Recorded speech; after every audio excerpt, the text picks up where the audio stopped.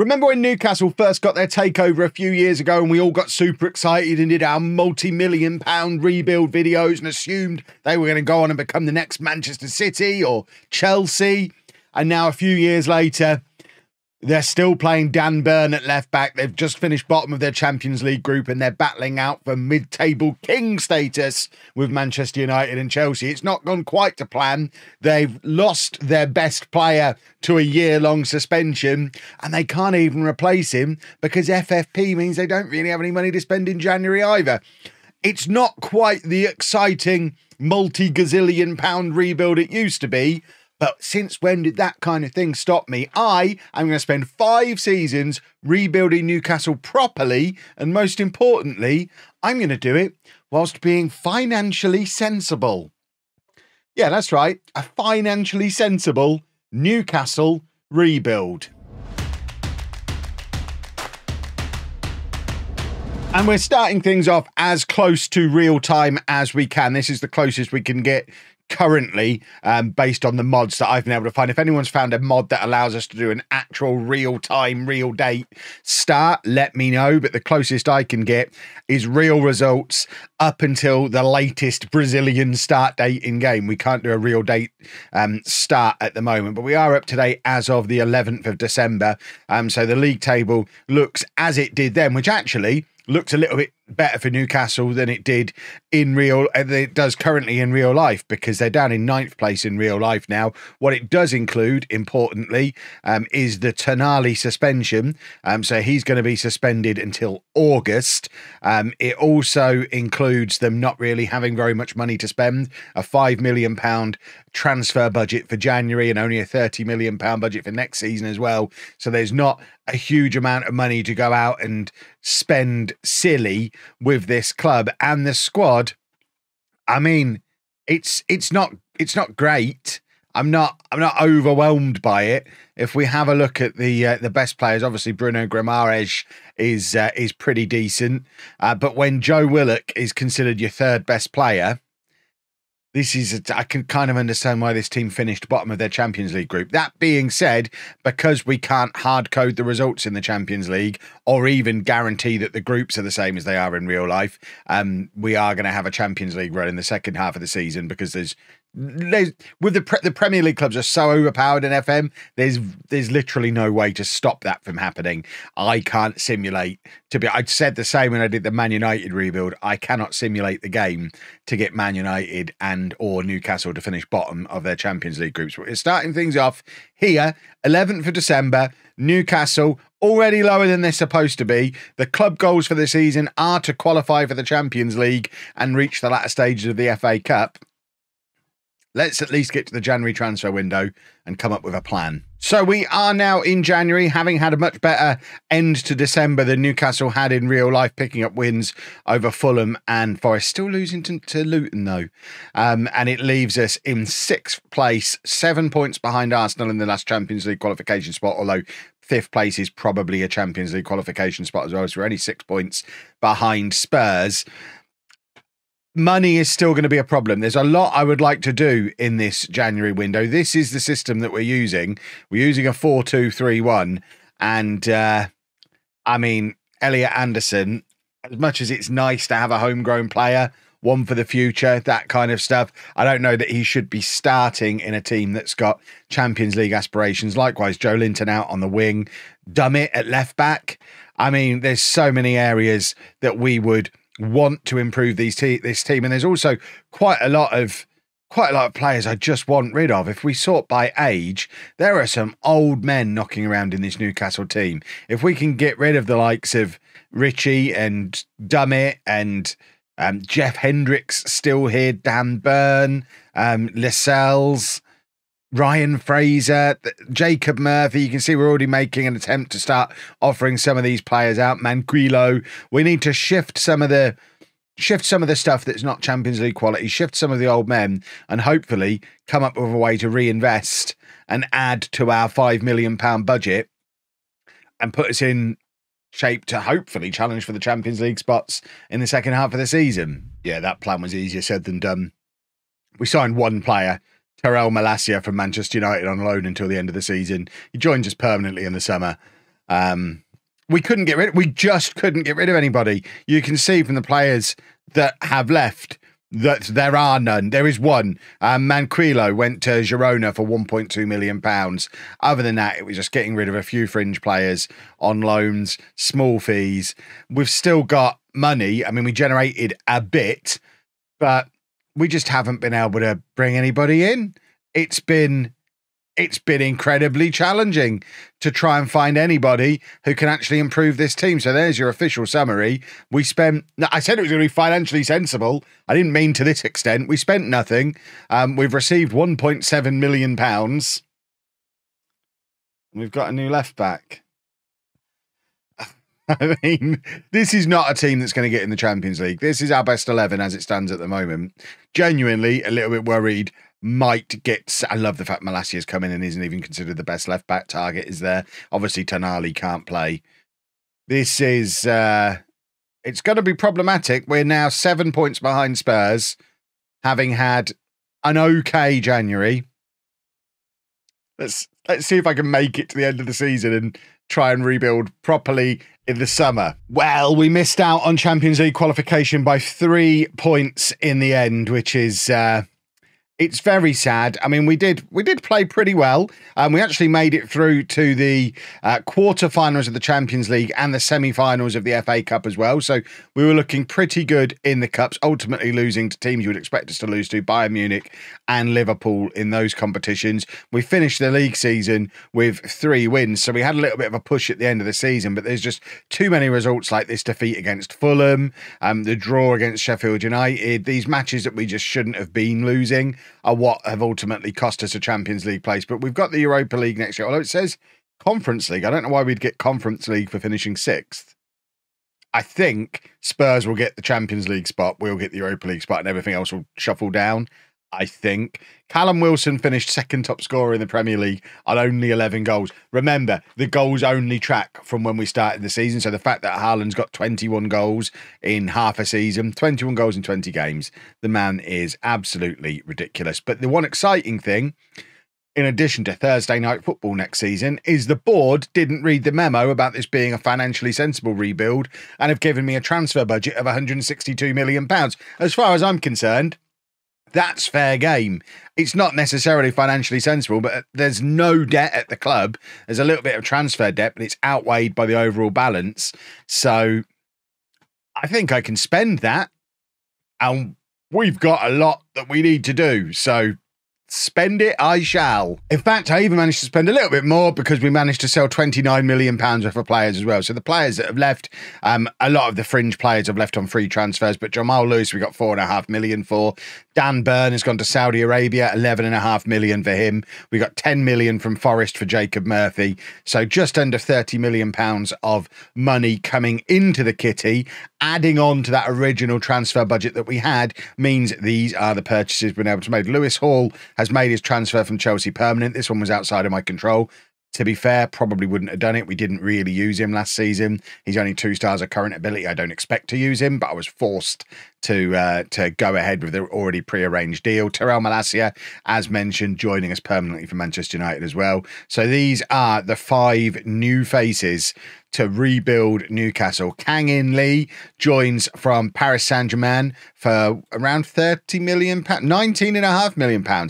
Double bargain with bells on. Can play anywhere in that attacking midfield positions. Where we were talking about using Elliot Anderson before, we can now use Kang-in Lee in those areas. The Joe Linton, the Anderson positions, and very much the kind of player we're looking for. Young, only 23 years old, potential to improve, and we didn't want to go mad and spend mega money. And I also wanting to avoid going for the same old players I normally go for. It would have been very easy, and believe me, it was very tempting to go and get Victor Osimhen and Yeremy Pino, but we're being financially sensible, and we're not going for the same old guys. So Gonzalo Inacio has come in to play centre-back for us. He joins for £51 million. He's on a release clause at Sporting, so £51 million for him to come in.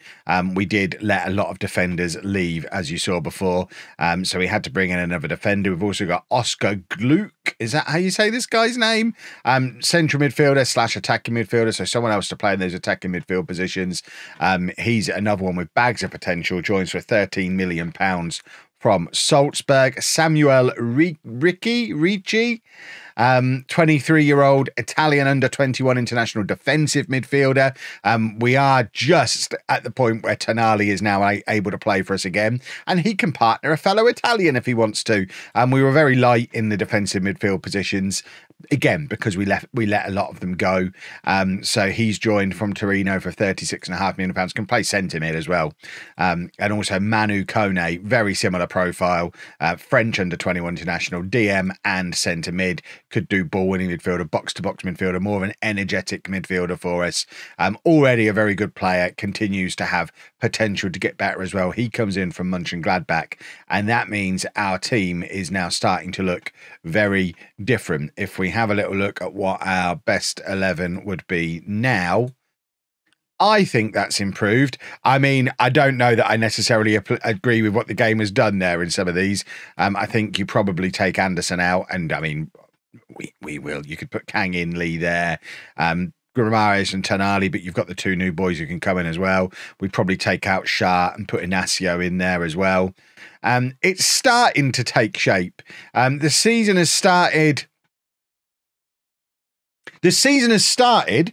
We've lost to Spurs and Everton, but beaten Man City and Crystal Palace. If we have a look at what the media think we're going to do, they're expecting us to finish fourth. So the media think that's a Champions League qualification squad. Botman's actually made it into the Dream 11, which is interesting.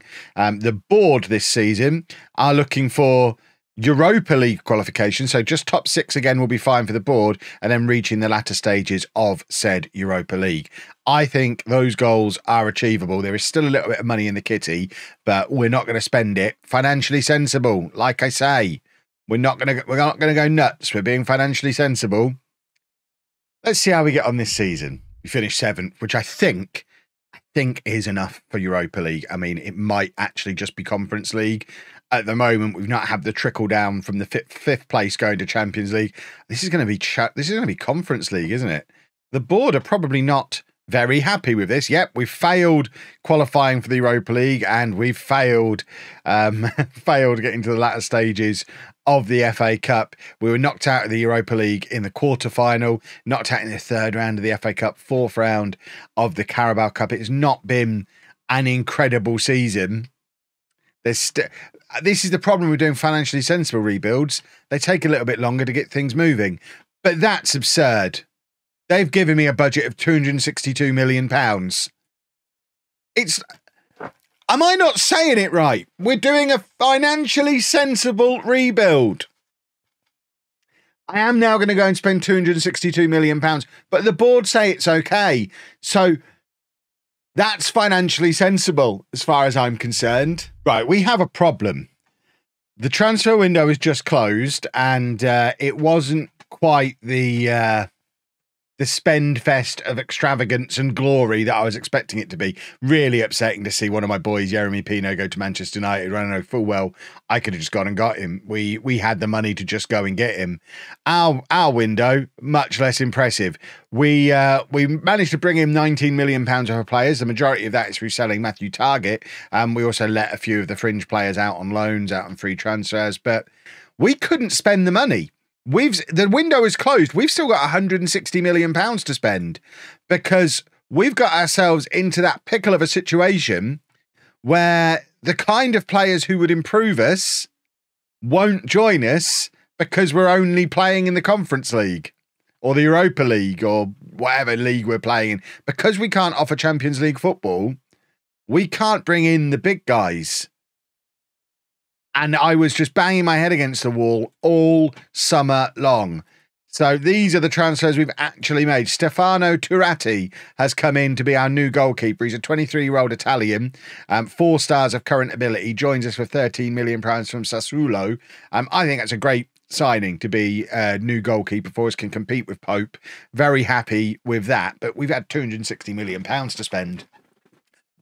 It's a less than £20 million goalkeeper. And then we just got stuck. I mean, it's very rare that I struggle to spend money, but goodness me, did I struggle to spend money here. We've got Destiny Udogie, who's come in from Tottenham for £34 million. I am very aware I've signed a lot of left backs already, and we might not even use this guy, but he's here because he would join us. Anyway, it's an upgrade from Spurs, isn't it? We've got Christos Zefiris, who is another centre mid who can also play defensive mid. He's joined us from Slavia Prague with £13 million. And then Lorenzo Pirola, another Italian, another centre back. He's joined us for £30 million from Salernitana. We're definitely starting to accumulate some Italian players and lots of defenders and defensive midfielders. We've switched the system up to accommodate that, so we're going with a 4-3-3. It does look like quite a strong team. If we have a look again at what our best 11 would be, I mean, it's a good side, but it's not a 3 years into a rebuild side, is it? That not qualifying for the Champions League, it's hard. It really has. But I mean, I genuinely don't know how we're going to get on this season. We could just slot Jeremy Pino in there. Why did I decide? Financially sensible was enough. Why did I decide that I wasn't going to sign any of my usuals? I've ruined this for myself. At least the debt situation's nice. What are they expecting from us? The media still think we can qualify for the Champions League, and we now no longer have anyone in the Dream 11. The board are once again looking for us to qualify for the Europa League, so top 6 should satisfy the board. But the problem with top 6 is it means we're going to struggle again next summer. At least we're going to have a lot of money to spend, but we need to get in the Champions League to be able to start bringing Champions League quality players in. Because the other problem, of course, is the players that we've got want to leave because they also want to play in the Champions League. It seems like the Champions League is quite a big deal. We really need to get in it this season. We didn't. We finished 7th again. We've put together a really good 7th place Premier League team here. We've taken that team that was already in the Champions League and we've turned them into a very solid 7th place finishing team. I don't know why I've not been sacked at this point. The board are satisfied with my management of the team. We've once again failed to qualify for the Europa League, failed to succeed in the FA Cup as well. We got knocked out in the semi-final of the Europa League and finished runners-up in the Carabao Cup. I don't know why I've not been sacked. We've got £193 million to spend.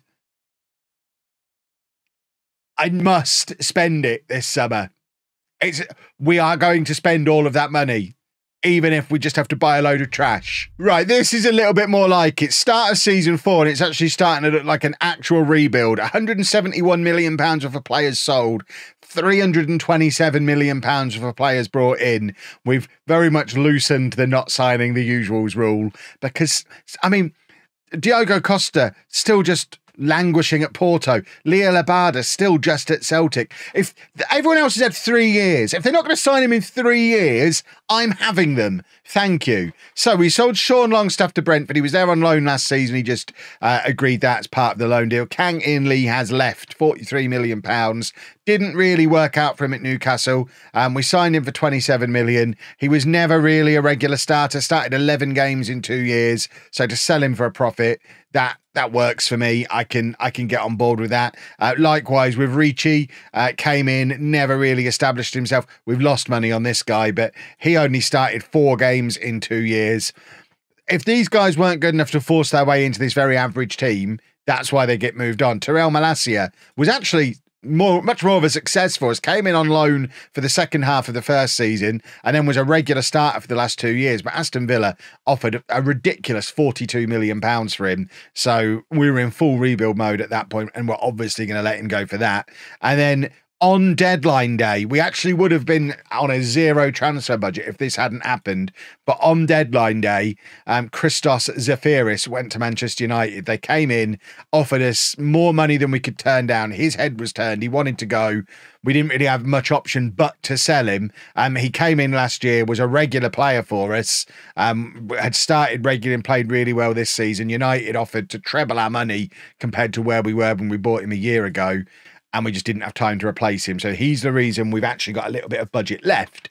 But having said that, we did spend £327 million. So Scalvini comes in to be our new centre-back, £75 million, joins from Atalanta. Diogo Costa is in for £33 million to be the new goalkeeper, joined by his former Porto teammate João Mario to be our new right-back. Lea Labada has come in to play on the right-hand side from Celtic. We spent £113 million on Evan Ferguson because Callum Wilson was old and retired, and we needed someone to compete with Isaac up front. And when you're not in the Champions League, it's really hard to find a top level striker. Evan Ferguson was still at Brighton, got 18 Premier League goals last year. We had to pay through the nose to get him, but he actually agreed to join us despite the lack of Champions League football. So Ferguson is in, and then Luca Netz is in as our new left back. With a name like that, really should be a goalkeeper. He's missed a trick there, but he comes in to be our new left back. So our new best 11 now looks like this. But of course, you could very easily stick Isaac out there and stick Ferguson up front and go with a front three of Isaac, Ferguson, Abada. Things are starting to look a lot better now. Midfield, it's a shame we've lost the fella who's gone to Manchester United, but Kone, Tonali and Guimaraes is a good central midfield three. And then that back four and goalkeeper massively upgraded from where we were before. Costa, Netz, Botman, Scalvini and Mario. That's actually starting to look like a good side. And we've got some good players down on the bench now as well. Piroli, Inacio, Turati. Udogie is here and not even able to get on the bench as part of that best 11. We started the season pretty well. Did lose the first game of the season against Arsenal, but since then have beaten Liverpool and won 3 Premier League games in a row. So 3 games in, we are up in 3rd place. It's starting to look a lot more like it. The media think we should be able to finish 3rd.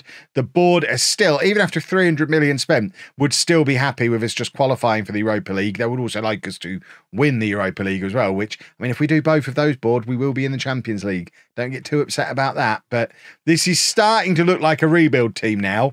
It's taken a while, but we have done it in a financially sensible way. We've actually lowered the transfer debt. When I got here, the transfer debt was over 100 million. It's down to 31 million now because we're being so financially sensible.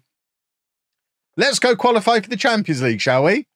We finished 7th again. I'm going to be furious. Oh, there we go, boys and girls. Newcastle United back in the Champions League, and all it took was spending about £500 million. A 4th place finish. If we have a look at the other competitions as well, not only have we gotten back in the Champions League, we've delivered a first piece of silverware in a gazillion years, winning the Carabao Cup, got to the quarter-final of the Europa League, 4th round of the FA Cup. But Evan Ferguson, top scorer in the Carabao Cup as well. So clearly Evan Ferguson has very much worked out. But we've only gone and done it, boys and girls. How many goals? Evan Ferguson, 28 goals from 29 starts. Worth every penny of 113 million, right? What a player. Alexander Isaac still getting 19 goals. Or Joe Linton weighing in with 11. So clearly there's some talented boys here. And the new signings starting to look good as well. João Mario, highest average rating. Ferguson, Parola's up there. These are my boys now that are starting to be the Newcastle team. They've backed me with big money again. We've got £224 million to spend. With, as far as I'm concerned, financially sensible. If the transfer debt is the same at the end as it was at the start, basically I've got one more year. I want to win the league or the Champions League or something. So I'm thinking I can spend that and run that back up to 100 million. And they're not in a worse situation than they were at the start. Bending the rules just a little so we can win something proper. If I end 5 years at Newcastle and only win the Carabao Cup, I can't release this video. And we started spending early. So the first couple of signings that we brought in actually went on last year's budget. Kieran Tierney, £40 million from Arsenal. £40 million on a 30-year-old. That's right.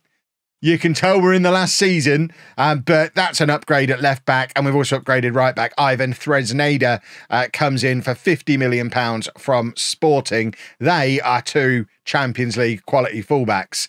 And then we spent. But first, we sold. We sold Destiny Udogie for £11 million.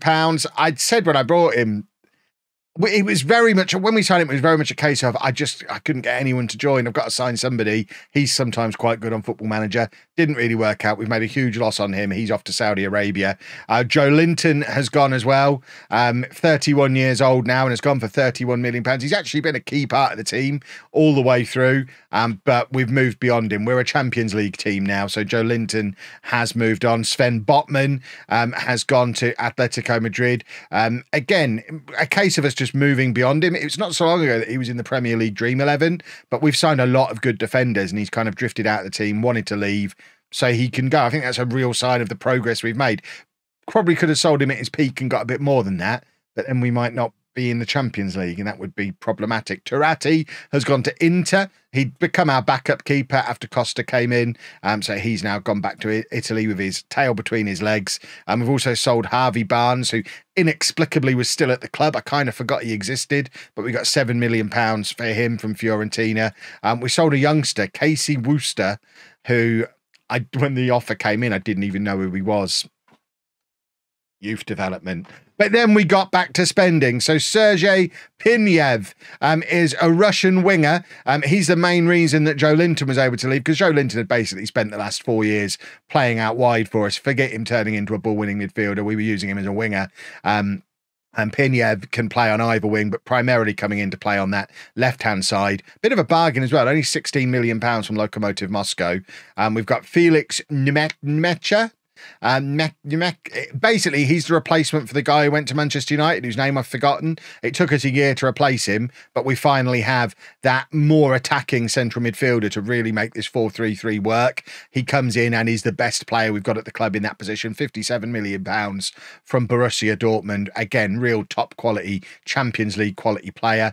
The player who forced Botman out, Mohamed Simikan, comes in. He's going to play centre back for us. I know he's also natural at right back, but we brought in Fresneda in the same summer. He comes in from Leipzig for £59 million. We've got a new backup goalkeeper, Elia Caprile, comes in for £27.5 million from Fulham. Fulham are laughing. Brought him in for free, played him all year in the Premier League, sold him on to us. We're sticking him on our bench. No ambition from that boy at all. But, you know, he's going to get a Premier League winners medal for sitting on our bench. Maybe. Then we had money to burn, and I wasn't going to leave any money on the table in our final season. So João Pedro has come in from Brighton. I guess he's more of the Joe Linton replacement because he very much can cover either wing, can also play attacking midfield, centre forward. That's £200 million we've given to Brighton in the last 2 years for strikers. But, you know, they should have done more with him. And then finally, Luka Sucic is another attacking central midfield option. Croatian international, 24 years old, joins from Salzburg. So that's 270 million spent, 96 million going out the door. That's the final transfer window we're going to do. So we can actually have a look at the total spend. So total spend, I've signed 25 players for just over £1 billion. Remember, financially sensible. Sold 38 for 357 million. So a net spend of what, 650 million pounds ish. The transfer debt is lower than it was at the start of the save. I didn't quite go to the extreme I threatened to go to, so I call that financially sensible. We've done 5 years. Yes, we're overdrawn, but the projection's fine. And the fact that the transfer debt is lower than it was when I got here. We haven't done this with the Never Never. We have been given extraordinary budgets, but it hasn't been done on the Never Never, and I'm very proud of myself for 5 years of not going on the Never Never. This is basically how I spent my Christmas holidays, playing this on my laptop whilst Anna was watching Christmas movies on the TV, and really enjoyed these transfer windows. But this is our best 11. So Costa in goal, a back four of Tierney, Pirola, Scalvini and Fresneda, Grimares behind Tonali and Sucic, Isak on the left, Abada on the right, Ferguson up front, but then look at the bench. Simikan, Kone, Pedro, Mario, Numecha, Inacio, Joe Willock's still here. So this is a team that could win the Premier League. I don't know if the media agree with me. Let's have a little look. The media think we're going to fit.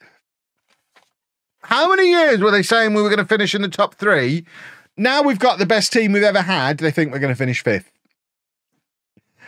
Diogo Costa is in the Dream 11. The only player we've got in there, our goalkeeper, is in the Dream 11. The board are looking for us to qualify for the Champions League and reach the latter stages of the Champions League. So we kind of need to We need to not be rubbish. And we've started the season pretty well. As you can see, lots of wins. That defeat against West Ham is pretty disappointing, but I have hope. Please, can we win the Premier League? No. We can finish fifth. The media were right. We finished fifth. It does qualifies for the Champions League again. Although, to be fair, we would have been in anyway because we won it. Not only did we win the forget the league. This, as I said all the way through the video, it was never about winning the league. We always wanted to be a cup team. Newcastle wanted trophies. Fifth in the league is fine because we won the Champions League, the FA Cup, and the Carabao Cup. What a season! This was the Champions League final. That was the 11 that we've played. So João Pedro playing as the centre forward, with Ferguson nowhere to be seen. So presumably Ferguson is injured. But Isaac is down on the bench. I mean, look at it. It is a very good team. Tierney playing centre-back in a Champions League winning team as well. In a back four is very interesting. But we've won the Champions League. Mission accomplished. We've got a huge budget to spend again. Budget's down to £44 million of transfer debt. We've got money in the bank. The projection is looking good going forward. We've got a huge amount of money to spend. So, I mean, it's only a matter of time. And I said 5 years, and we've actually done 4.5 because we started halfway through the first season. I think if we had one more year, we're the Champions League winning team. We've done a cup treble. We're really starting to accumulate some trophies in Newcastle's trophy cabinet. 2028 Champions League, 2028 FA Cup, the Carabao Cup. We've won 2 years in a row. For a team that hadn't won a trophy in 1,000 years, we've delivered 4 in the last 2 years. Yes, it cost us £1 billion to do, but what a team. This is the best 11 that ends the save. I mean, that's quite a good team. I say we could win it. I don't actually know what I'd do to improve that. I think the only thing you can do at this point is go out and buy world-class players, because the one thing that it's a very good side and it's a young side, but the one thing it's missing is Dream 11 players. Obviously, we've got Costa in goal, who's the best goalkeeper in the Premier League. You can see Ferguson just sneaking in there. So he's behind only Haaland and Osimhen for Premier League strikers. So Ferguson is top tier. Costa is top tier. But throughout the rest of the team, there are, I mean, someone like Tonali, you probably could upgrade him at this point. He's 28. You can probably move beyond him. Sucic.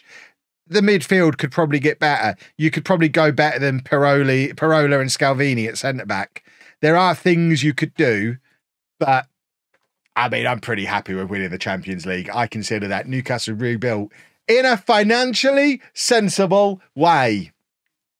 Big thumbs ups for Kev, please and thank you. Right, boys and girls, normally at this point in these videos, I say 5,000 likes and I'll release the file so you can carry on playing. I'm actually toying with the idea of making it part of channel memberships, maybe even relaunching the Patreon and putting the files on there. Let me know down in the comments if that's something you're interested in. For this one, I'll just release the save file. It'll be down in the description below.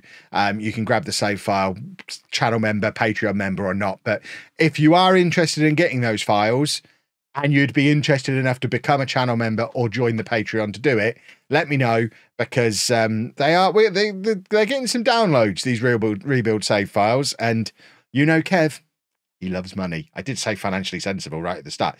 Financially sensible, from my perspective, is what we're really looking for here. But hopefully you have enjoyed that video. If you have, please make sure you leave a nice big thumbs up on it for me. Subscribe to the channel for daily Football Manager videos. And thank you very much for watching.